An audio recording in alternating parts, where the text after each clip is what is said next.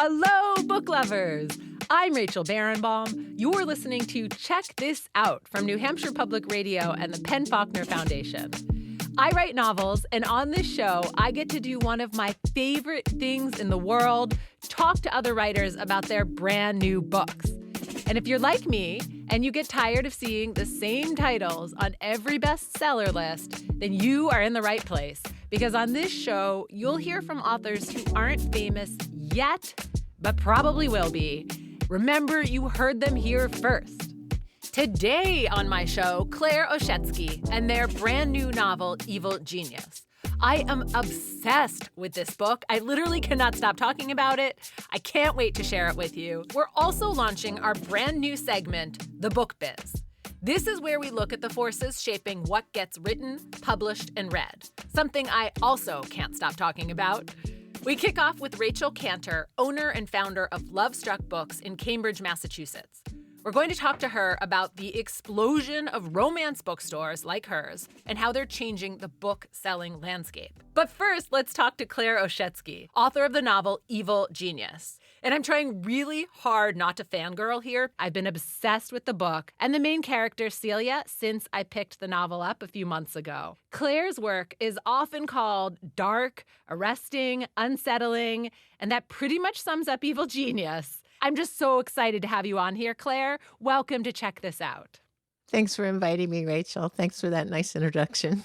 Okay, so before we dive into this interview, I need to let listeners know that there are scenes in the novel that include domestic violence. If you or somebody you know needs help, you can call 1-800-799-SAFE, S-A-F-E. Now, let's dive into this novel, Evil Genius by Claire Oshetsky. It's set largely in 1974 San Francisco, and it follows Celia, who is 19 years old. And at first, your publicist sent emails saying that it's an exuberant and hilarious novel. And I have to say my first reaction was, this wasn't a funny book. I didn't think it was funny. I was so thrown off by that. Do you call this book funny? No, I will say that I wanted to create a character in Celia that was always looking at the best possible interpretation of her life and thinking the best of the people in her life, even her husband, that she's always willing to imagine that someone has a reason for doing what they do and saying what they say. And she's very accepting of the world, maybe to her detriment, maybe to her credit. That's part of her character. So tell me, what is this book, Evil Genius, about, Claire? Tell us about the novel and Celia. I wrote this book pretty quickly right after I had finished my previous novel, Poor Dear, which is a unqualifiedly not funny. It's a very sad book, and it took a lot out of me. And I was talking to my husband after I finished, and I said, I just feel all drained. I don't know what to write about next. It feels like I've used up all my ideas. And he said, oh, you haven't written about your ex-husband yet. And it just set me off on a course where not only was I inspired to write about this experience that had happened many years ago to me, over 30 years ago, but I realized that I had never written about it. I had never called it abuse to myself, even. And I was inspired to write for the first time about my lived experience. And for me, the way I did that was not through memoir, but by wrapping it in a story of a character who does not stick around for 8 years. She finds a way through and to get out of a bad situation in her marriage much more quickly than I did. It did feel very personal, and I love that you're so open about that. Thank you for being open about that personal note, because it felt like you really let us into Celia's darkest parts of her life. So the book is about Celia, who marries a man that she calls my Drew. His name is Drew. And he is, from our perspective, abusive, and maybe Celia doesn't see it that way. And that must have been very hard to write. Yes, there's a scene That is exactly what happened to me. That again, I've wrapped it into this um, very fictional novel, but there's a scene of Celia on her wedding night that is exactly what happened to me, and I don't know. It was very difficult to write. I was very upset by writing it, but also it surprised me in a way that I had never written about it before. That it just was sort of in the past. I'd never really called it abuse, and so yeah, it was quite affirming for me and healing in a way, even after all these years, to not just forget about it, but to acknowledge it and write about it. Wow. So Celia is 19 and she's married to her Drew is 11 years older. And really the sex scenes between them are very disturbing and graphic in that there's no pleasure at all for Celia, right? And I can't imagine what that was like to write that now knowing that this was so personal for you. Yeah.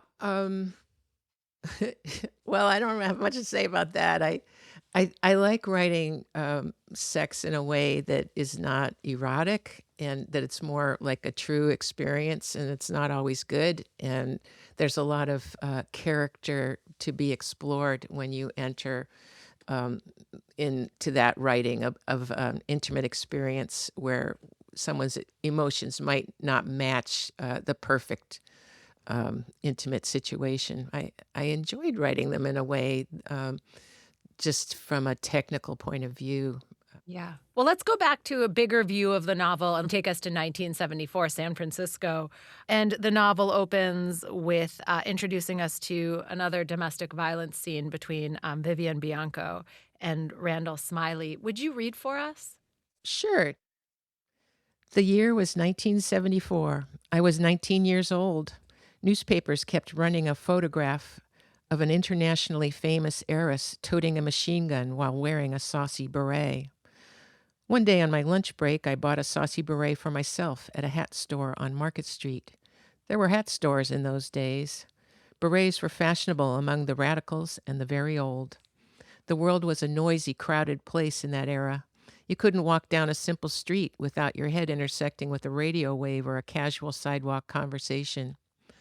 I worked for the phone company that year in the resident billing office on the third floor of a six-floor building on 4th Street in San Francisco. Randall Smiley worked on the same floor as I did, but 6 rows over. Our job was to make people pay their phone bills. The job was uniquely powerful because in those days the telephone was all there was. No World Wide Web, no texting, no picture phones either, although they'd been promised to us ever since the New York World's Fair in 1964. If you wanted to speak to somebody who wasn't within shouting distance, then you talked through a box attached with a wire to a wall. Back then, the phone was so important that we who worked in the resident billing office were like harsh, cold gods. If you didn't pay on time, or if we didn't like your tone, or if you disrespected us, then we could disconnect your phone as fast as a finger snap, and you'd be dead to the world. We called it ripping your lips. We'd say, "Don't get testy with me, Mr. Customer. If you don't pay up by Friday, I'm going to rip your lips." Claire, thank you so much for reading. That's Claire Oshetsky reading from their new novel, Evil Genius. So right from the beginning, there is violence on the page. We know from page 1 that there's this expression that Celia uses at work, ripping your lips. There's a very violent undertone to that. So let's talk about that overtone, undertone of violence that starts from the very beginning.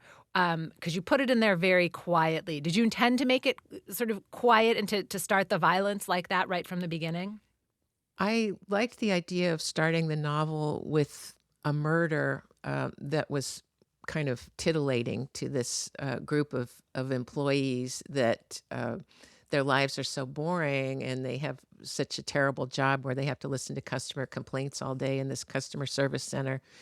And that they are interested in the world in kind of a unserious way. Someone has been murdered, but it's like gossip to them. They didn't know her. She did work in the same building, but it seems like an exciting thing to them. And I did use this kind of lack of reality or lack of connection to the violence of this woman's murder as a way, I guess, to emphasize Celia's own disconnection with the very real violence in her life, that she doesn't really recognize it for what it is. And Celia's job is a position of power because, as you say in the passage that you read, if you wanted to talk to somebody, you had to use the phone.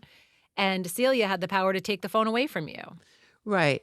And there was a real conflict. I had this job, and I have to say that our bosses said, well, you have to be nice to people. They're our customers. But at the same time, there was this pressure to make sure that the company's not losing money and that you should disconnect people if they don't deserve more time on paying their bill. And depending on your mood, you could be mean or you could be nice and give them an extension. And it was a very strange job because you had very little power physically. You were attached to a headset and had to ask permission to go to the bathroom and so on. But you did have this power over someone's life. And I think people have forgotten how important a telephone was, that if you disconnect someone's phone, they can't get a return call from a job interview or talk to their parents across the country or call someone just for company. It really was very isolating. You had this actual job.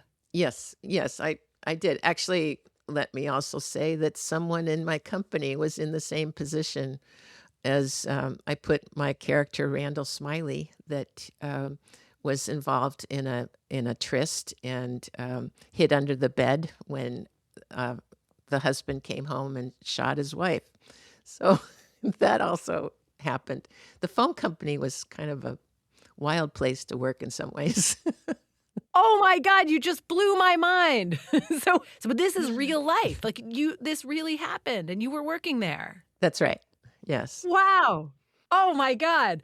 I mean, one of my questions later on was to ask you, where did all this come from? And that is unbelievable. And so you used that expression, rip your lips. That's real too.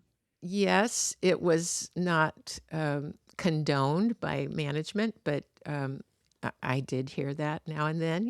You'd get kind of cranky by the end of the day hearing people saying that their grandmother had died that week when you had in the notes that they had died the week before. It was easy to forget that there were human beings there because it was such a stressful job.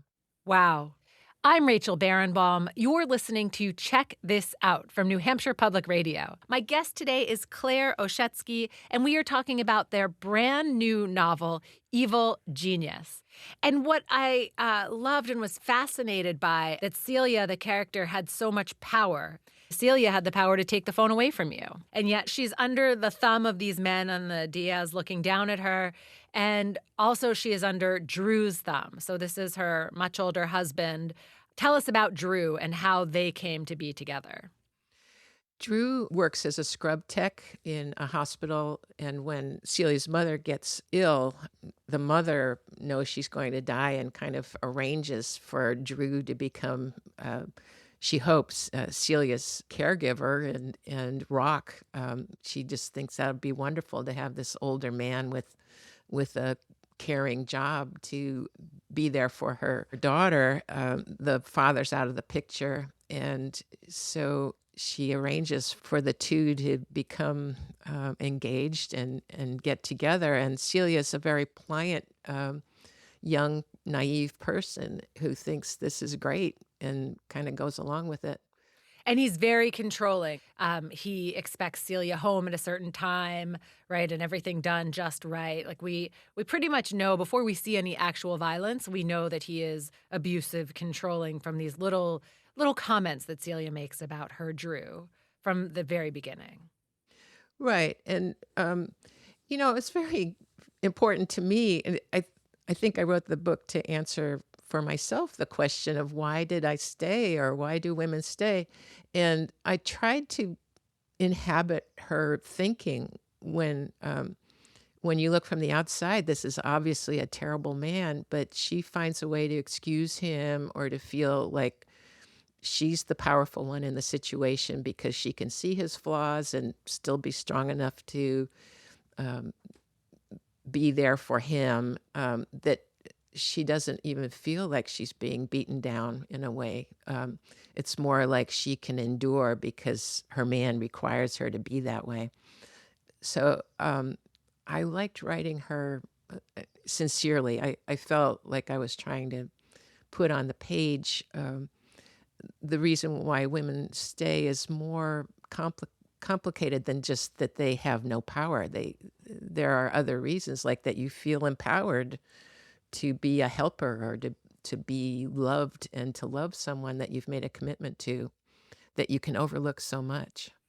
That's so moving and I think important to hear. And I keep thinking about how in the book Celia, the character, keeps saying, "He loves me. He loves me." She keeps coming back to that she believed that there was love in that marriage.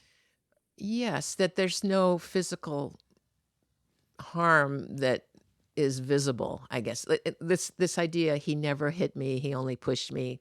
That's the situation I was in, and for me and for this character, the level of controlling behaviors and physical restraint that he places on her is acceptable. It's at a level that doesn't cause the alarms to go off in her head that she's being abused. This is a really heavy interview and a very heavy subject that's in the book. And I started off this interview by telling you how much I loved this book and I was obsessed with it. And I want to be clear that what I loved, what grabbed me so much about this book is you really dig into Celia's head. And I think on one hand, it's easy to sit here and maybe listen to this interview and think this is a book about an abused woman. But there's so much more to Celia than that, right? There's so much to her, so much energy, so much excitement. I felt like she was a woman who wanted to find herself and break out. And we see her in the scene and driving her mom's car, an Oldsmobile, right? Saying, "I could just keep driving. What if I keep driving?" And that is where I got obsessed with the character. And you bring us into her inner life, right? Beyond this layer and to say, like, where is this character going? And so in your mind, right, where was she going? What was that excitement, that underlying excitement in her? She is a person who really notices the world and thinks the best of people. And yes, she has a lot of drive for life and zest. And I chose to give her a trajectory in this book where she escapes what might have happened to her and that the universe complies for her and helps her in a way. But to me, I just gave her every opportunity to live in a world that wants her to have a good life. And she she's like a surfer. She meets a surfer at the end. She rides this wave of the universe complying to her will that she have a good life and that she find real love and that she can escape easily and quickly from a mistake she made. It's maybe a novel of wishful thinking on my part, that she had the wherewithal and the soul and the drive to make her life better. I don't know. She had an excitement for the world in her that we see, and we really go into her inner thoughts. And, this excitement in her that just made her an exciting character. My guest today is Claire Oshetsky, and we are talking about their brand new novel, Evil Genius. We see at the end of the book, there are a lot of dead bodies around the main character, Celia, right? The people who have been causing her the most trouble, let's say, are all dead. And she didn't kill anybody, right? So did she orchestrate these killings, these murders, these deaths? Like, did she make them happen or did they happen to happen? Is she reliable or unreliable? Which is part of what I loved about her character. Claire, please talk to me about all of this. Okay, well, I'll just say in the beginning, she's very unreliable. She has an excuse. which is that she's writing from many years in the future, and she's trying to construct her memories of events that happened a long, long time ago. And she gets a lot of facts wrong. I just sprinkled in things that, you know, maybe you'd need to know San Francisco pretty well to realize that she's referring to buildings that haven't been built yet in the year that she says she was talking about. And her mother-in-law, she says, lives in a town that doesn't exactly exist in 1974. It did exist in 1959, though, and then was incorporated, and that name of the town disappeared. So there's things like that that I just put in that seem quite natural, that if you're thinking back on something many, many years ago. And then there's this other idea of did she orchestrate? And it's actually quite a reasonable interpretation of how events turn out. I just have fun with that. People telling their own stories are going to put their best foot forward, of course, and she's very good at that. So in the end, we see Celia very far ahead in the future with her lover, Helen. And, Helen's like, I think you are the evil genius, aren't you? And Celia's like, what are you talking about? and I just felt like that encapsulated the whole book, which was, she's sitting there like, I would never. And yet we see from behind the scenes, like maybe she actually did. And that dichotomy really kept the book going. And one of the ways I think you capture that is with her interactions with one of the people that she meets in her job at the phone company. Because this is another sort of moment of where she's maybe being abused or she has no power, but she has some power, this strange dichotomy. Let's start with him. The job of being any kind of a phone operator, someone answering when a customer calls in, was one where you just never knew who would be on the other end of the line. And men would call and know that probably they would speak to a woman. And it could be quite disturbing what they wanted to talk about. So I did create this character, the sock man, who has a sock fetish that he talks to Celia about in some detail. And she's gotten kind of inured to him and decides to meet him along with many of her friends to like set up a blind date. And she has an encounter that is transformative in a way, where she starts to imagine that he has something to teach her. And I really enjoyed writing that scene and creating that character. He's a little bit ludicrous, but also it gave me the opportunity to have Celia again show her soul, that she accepts him even with his thing about socks, that she can imagine that he's a nice person that deserves to have a good life as well. And we see her letting loose a little, having fun. Right. And she's 19, and it was illegal for her to be drinking. And so she's enjoying that too, a little bit of being a bad girl for the first time in her life, probably. And she has a big crowd of coworkers that have come to kind of mock this man with her. And she ends up feeling more in touch with him than with them in a way that it was a fun scene to write. And then I felt like it got even crazier because then she's a little bit drunk. She gets on the train and she goes home with the man from the train station. And tell us about that scene and what happens. Okay. So she knows she's in hot water already. She's going home late on the train. She's had a few frozen margaritas. And a man sits across from her, doesn't seem to be that interested, but the train is delayed. So she gets stuck and decides to go home with this man because she hasn't had her wild night yet. And she figures she can't go home without having something good happen. She goes to this man's house because he says he has a nice puppy that he wants to show her. And, things proceed in a way that is bad for him and not for her. I'll just say that. I mean, this is crazy. I'm gonna be a little more explicit here. She thinks that she's going to have a romantic tryst. He's trying to force himself on her. She doesn't like it, and she stabs him. And and this is crazy because we have, this horrible moment where suicide has stopped the train, but she decides to go home with a man and let loose, right? The juxtaposition of what's happening and to see a puppy and it turns violent and it's just, right, all these things happening at once. It's crazy. Well, I won't say that happened to me. So I was thinking it. but maybe it did. I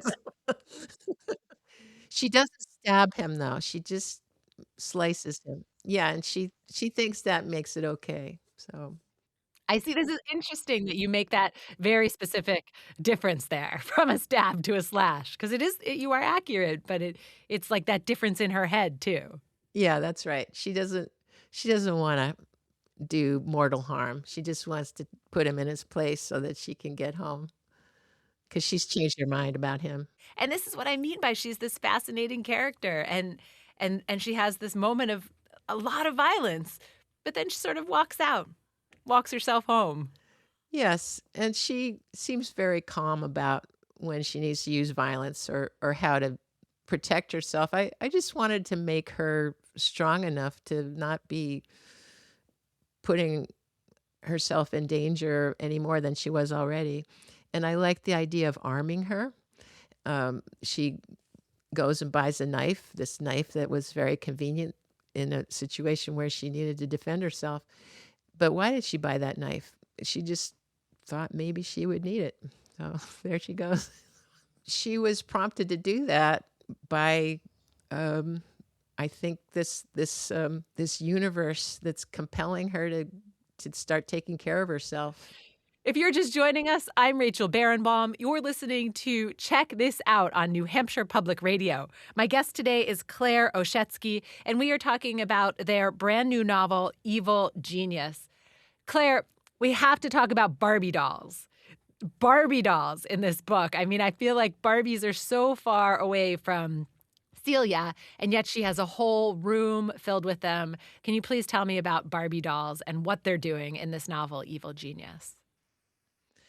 Well, I was thinking about the art installations of the time that women artists were using dolls and Barbie dolls in ways that were subverting the image of Barbies. And yeah, I was feeling bad about how I treated my own Barbie dolls, so I decided to incorporate that into my story. And from there, it kind of grew to a point where the Barbies are, she starts to collect them and she's hyper careful of them, never takes them out of their boxes. And then her husband violates the Barbies one night and subverts her whole collection and makes it into an obscene um, kind of slap back because she stayed out late. That's his revenge in part that she comes home to have all her Barbies violated by him.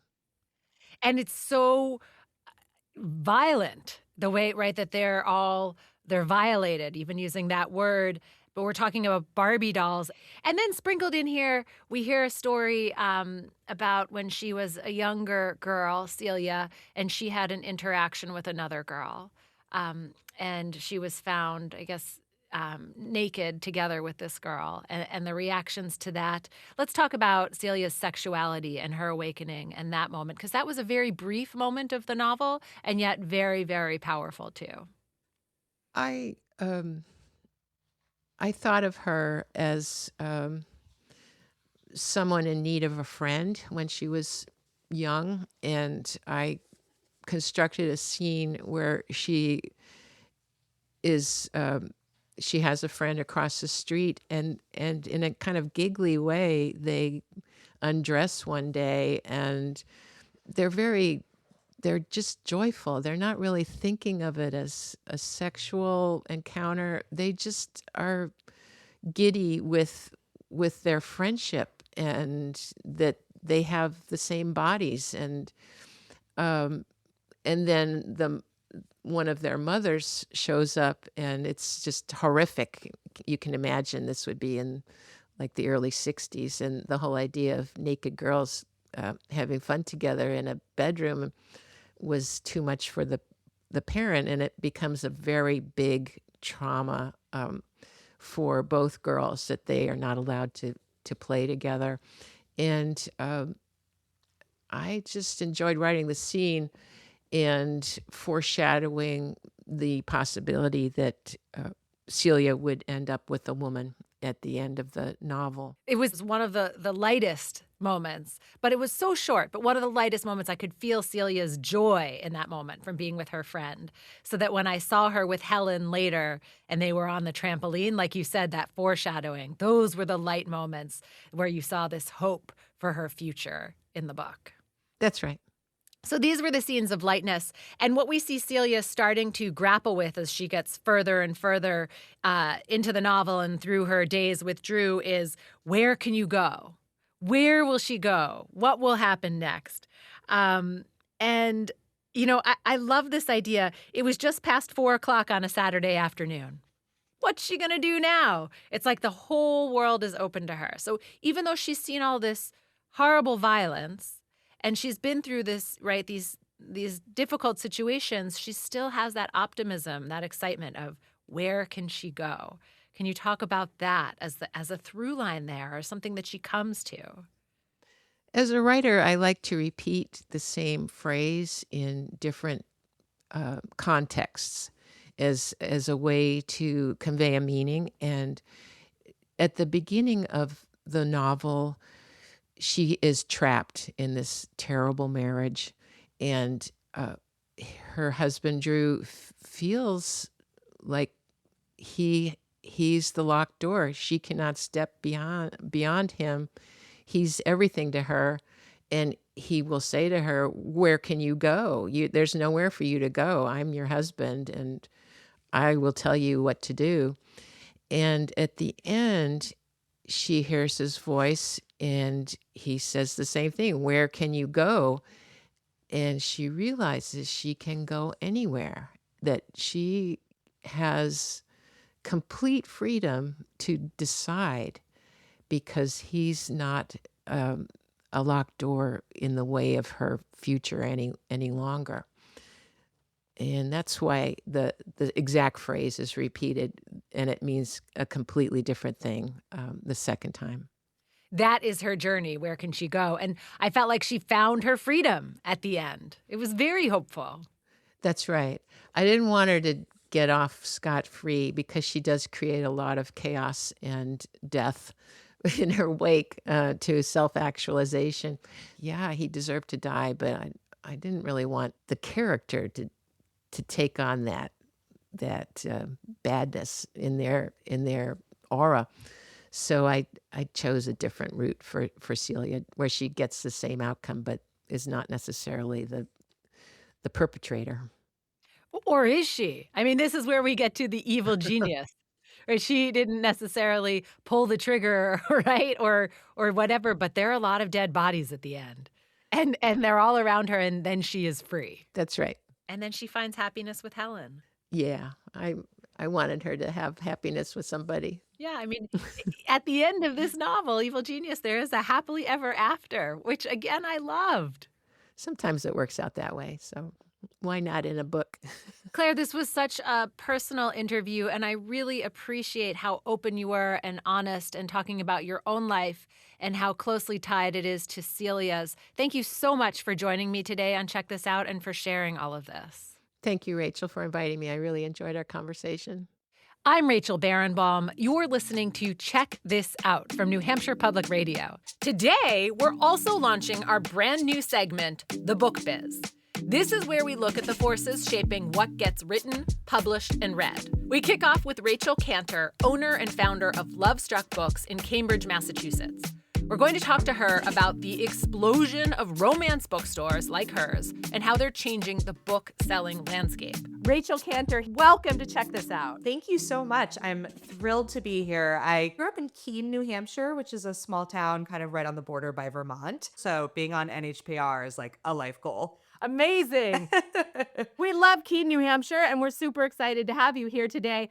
Okay, usually you walk into a bookstore and there's, the cookbook section and the fiction section and the nonfiction section. And a romance bookstore is obviously all romance. But what is key to it and what is so exciting is there are lots of books that you can't usually find in a regular bookstore, and also the way it's organized. And this takes us to what is so special about romance. And it's sort of like a menu you can choose from, right? You give me the three qualities that you're looking for, and chances are I can name a book for you. But yeah, I mean, one of the fun things about romance is that because it has all of these very recognizable storylines, tropes, you're able to really sort of pick and choose almost like a menu, as you said, and say, this is what I'm looking for. And the authors often are writing for that reason. They know that their readers are looking for something that's going to be predictable, that's going to be recognizable, and it's going to often offer sort of a comfort read. And so you're able to really curate your own experience by going into these subgenres. Right, there's a lot of decision fatigue that sometimes can go into choosing a book. Hmm. Also, I just want to address the elephant in the room, which is a lot of people talk about how lowbrow romance is, Yep. and which makes me so angry for many reasons. And one of the big ones is that, I mean, romance is really propping up the whole industry, both romance bookstores and romance sales, which are up 24% year over year. Like, let's talk about that. Yeah, it's just this amazing sort of like resurgence in an industry that I think for a long time people thought was really on its way out. Brick and mortar bookstores are back. And as you said, it's really thanks in part to this explosion in romance. And it's partly because, one, we're seeing a lot more diversity in romance, both in terms of the kinds of stories that are being written and the kinds of authors that are being published. And so I think these stories are resonating with new audiences who had never seen themselves as sort of the main characters before. I also think, in terms of this question about lowbrow, one thing that I really appreciate about Gen Z, and I've gotten to interact with a lot of Gen Zers, both on staff and as my customers, is that there's this kind of confidence about reading what you like and enjoying what you like and not apologizing for it. And I think that that is partly coming out of TikTok, where you've got all these book talk influencers who are promoting their favorite books and they're making careers out of it, and people are seeing like, oh, it's legitimate to enjoy these things. I think the second thing is that romance is actually incredibly highbrow and well written. Often it can be grappling with like really challenging contemporary issues. I mean, romance writers are dealing with issues of consent, bodily autonomy, class difference, socioeconomic difference. So I think that that is the stigma that is starting to wear off. But I think that increasingly people are starting to see that, oh, these authors really have something to say. Yeah, and I think you're really hitting on a core there that I see in romance readers all the time, which is it's just fun. And romance readers are reading because it's fun. Yeah, life is hard. Like this, some of these books are not meant to be taken seriously. I mean, we talked about how some of these books are dealing with really challenging issues, and then some of these books are just meant to be silly. There are books about falling in love with space aliens. So, like, it doesn't have to be serious. It can be silly and funny and satirical and meant to be kind of a send up. And that's enjoyable. I've spent a lot of time in the highbrow literary community, but I find that in the romance community, if you say, oh, you know what, I haven't tried a vampire book yet, instead of any kind of shaming or how could you do that, it's like, welcome. Let me give you the 5 books you need to read, and you're going to love it. Come on in, the water's warm. Like, absolutely. There's this incredible inclusivity and just enthusiasm. And I think it's that community piece. I think it's people have experienced this joy of connectivity and community around these books, and they want to pay that forward to other people. I mean, I've seen it happen in the store where literally two strangers will strike up a conversation about a book that they love, and it leads to a friendship. It's really amazing. Yeah. And then, as you mentioned, you get to like Colleen Hoover, I always hold up as she has some really serious, dark subjects in there, right? And yet she is held up as a romance author because she has steamy scenes, but she's dealing with, you lose a child, you have an abusive parent or an abusive lover, right? I mean, some serious stuff.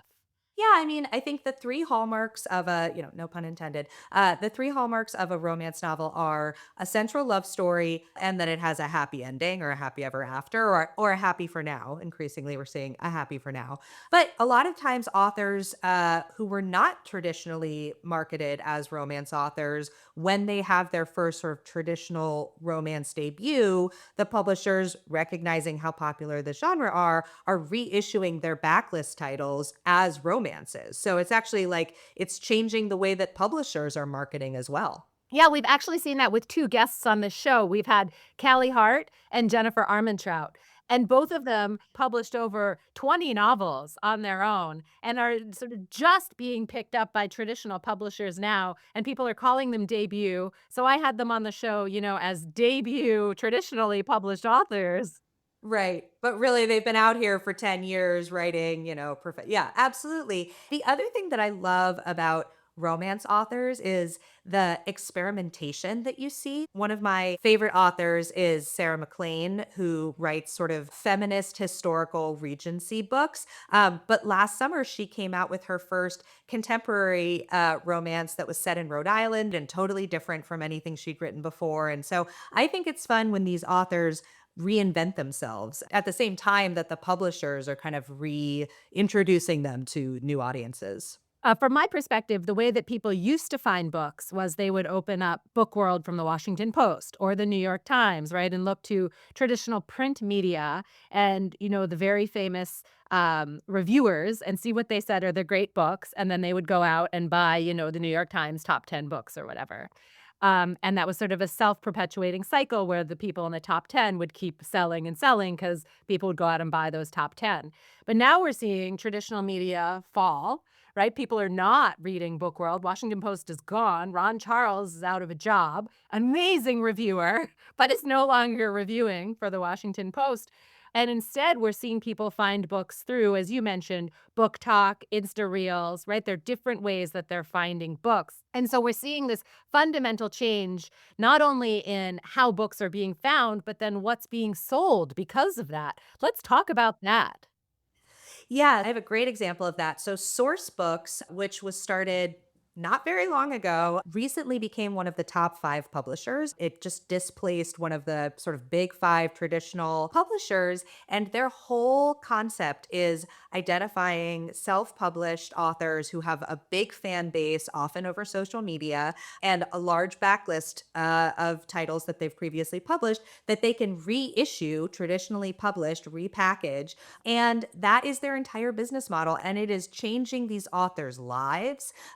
These are people that have sort of struggled for a long time to break into this market that's very competitive. And it's really a credit to Sourcebooks for sort of finding this new model. And they're looking to social media for fan bases who have identified these authors that they love. And it's crowdsourcing in the sort of most authentic sense. Their first breakout book was E.L. James' 50 Shades of Grey. So they were the one who sort of like plucked her from obscurity and made her a household name. But it's funny because I feel like there are two levels, like people who are in this world, right, who are willing to read self-published books. And then you have Simon Schuster, sort of the second wave. How do you balance that? Often we will have self-published titles on the shelves, which is not always the case in bookstores. And so we're purchasing those either sometimes directly from the authors themselves.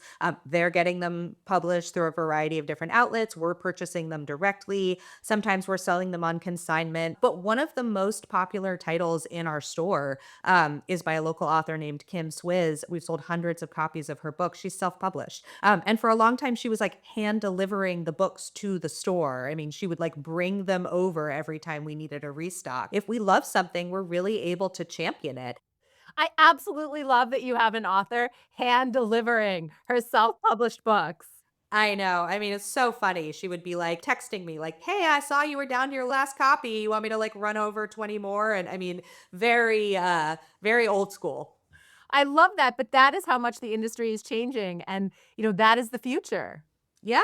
Yeah, it's exciting. I mean, I think for so many people, publishing is so intimidating and trying to figure out, getting an agent and querying, and the whole process is so overwhelming. And self-publishing has been, I think, for a lot of people, this alternate path to this career that I think for a lot of people felt out of reach for them. Say what you will about e-readers, but those are very profitable for authors, and for a lot of people, that's how they're consuming their books. There is a way to, I think, combine print books with e-readers in a way that is supportive of the whole industry. And I really wanted to have you on this show because I think that what we're seeing here is really a seismic shift in writing and reading and the entire publishing industry. And I think that Lovestruck Books, romance bookstores are really on the leading edge of that. And we are going to see a big change in publishing going forward. That's my prediction. What do you think about that? I think that's right. I mean, again, we've talked about this sort of responsiveness to online communities, and that's where authors are getting picked up. What's interesting too is now books will get published, and the second they get published, they're getting optioned for TV or film rights. So Alice Hoffman actually just announced that she has a new book series coming out called The Witches of Cambridge, and it's already been picked up by Hulu. The film and TV producers are in direct communication with the book publishers because they recognize that people want to see these stories in multiple formats. Heated Rivalry is a great example of that. These gay hockey romance books that have been published for a while have just been exploding in popularity because HBO had a show based on the book that was incredibly popular. Now suddenly there's this incredible demand for gay sports romance. People will kind of riff on the theme. It might not be hockey, it might be tennis or whatever, but you will see these trends where you'll have moments where, suddenly everybody is writing about dragons. Suddenly everybody is writing about queer sports players, things like that. And it's kind of fun because you see these seasons or these cycles that the authors and the publishers go through. And something that we see in romance in particular is that the publishing cycle is so much faster. Traditional publishing can be 2 years or more from the time a book is sold. Both of my novels, A Bend in the Stars and Atomic Anna, 2 years from the day it was sold. Not the day it was written, the day it was sold till the day it hit the bookshelves. And here you can see 1 year from the day an author sits down to write a book to the day that it hits, your bookstore. Even more than that, it's when the book is getting purchased, the agent or the publisher wants to know, do you already have your next book in the hopper? So the demand is unbelievable. And I think it's because of the way people are consuming these books. They're just so ravenous for them. Yeah, these authors are churning out 2, 3, 4 books a year sometimes, which is I don't know how that's possible. And I think this also speaks to why publishers are reissuing backlist titles because that's sort of a built-in supply. I have a friend who she goes through 5 books a week. She spends probably 3 to 4 hours a night from 10 p.m. to 2 a.m.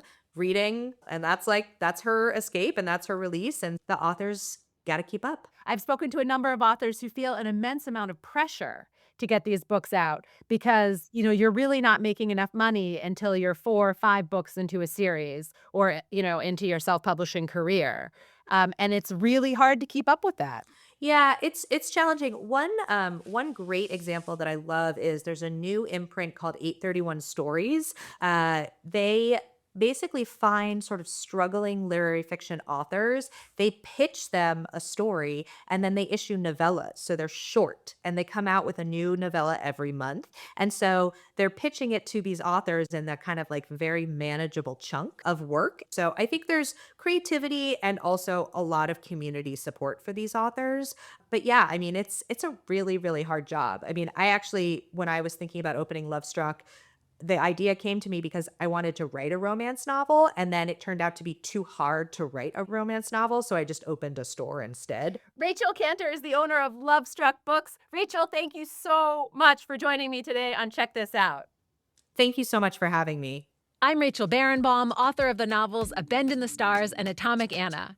You've been listening to Check This Out, a show where I get to do one of my favorite things in the world, talk to other writers about their brand new books. Addie Kitchens was on the show last season, and since coming on the show, her book, Dominion, has blown up. It has been listed for more prizes than I have time to mention. The big ones are the Women's Prize for Fiction, the PEN/Faulkner Award for Fiction, and the Center for Fiction's First Novel Prize.